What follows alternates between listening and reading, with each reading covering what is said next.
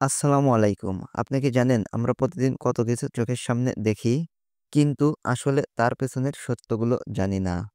ঠিক সেই অজানা আর চমকপ্রদ তথ্যগুলো নিয়েই শুরু হচ্ছে আজকের সাধারণ জ্ঞানের যাত্রা। ভিডিওটি শেষ পর্যন্ত দেখুন, কারণ প্রতিটি প্রশ্নের উত্তরই আপনাকে অবাক করবে। আর আজকের কুইজের উত্তর কমেন্ট বক্সে জানিয়ে যাবেন। তাই আর দেরি নয়, চলুন এখনই শুরু করা যাক আজকের এই চমকপ্রদ video. Video is start now.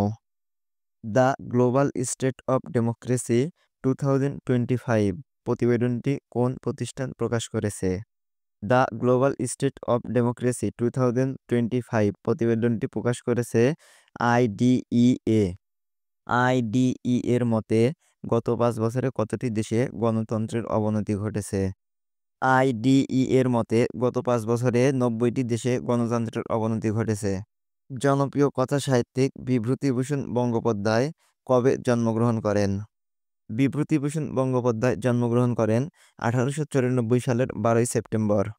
নেপালের প্রথম নারী প্রধান বিচারপতির নাম কি? নেপালের প্রথম নারী প্রধান বিচারপতির নাম সুশীলা কার্কি। নেপালের পার্লামেন্টের নাম কি? নেপালের পার্লামেন্টের নাম ফেডারেল পার্লামেন্ট। নেপালের পার্লামেন্ট কয় কক্ষ বিশিষ্ট? নেপালের পার্লামেন্ট দ্বিকক্ষ বিশিষ্ট। বিশ্বের প্রথম শিল্প রোবট ইউনিমেট কে উদ্ভাবন করেছিলেন? বিশ্বের প্রথম শিল্প রোবট ইউনিমেট উদ্ভাবন করেছিলেন জর্জ ডেভল। বাংলা সাহিত্যে বাউল সম্রাট কাকে বলা হয়? বাংলা সাহিত্যের বাউল সম্রাট শাহ আব্দুল করিম। যুক্তরাষ্ট্রের প্রতিরক্ষা মন্ত্রণালয়ের নতুন নাম কি? যুক্তরাষ্ট্রের প্রতিরক্ষা মন্ত্রণালয়ের নতুন নাম ডিপার্টমেন্ট অফ ওয়্যার। দেশে সর্বপ্রথম ডিজিটাল এসএমই ঋণ চালু করেছে কোন ব্যাংক? দেশে সর্বপ্রথম ডিজিটাল এসএমই ঋণ চালু করেছে ব্র্যাক ব্যাংক। আজকের কুইজ: 2026 সালের টি-20 বিশ্বকাপ কোথায় অনুষ্ঠিত হবে?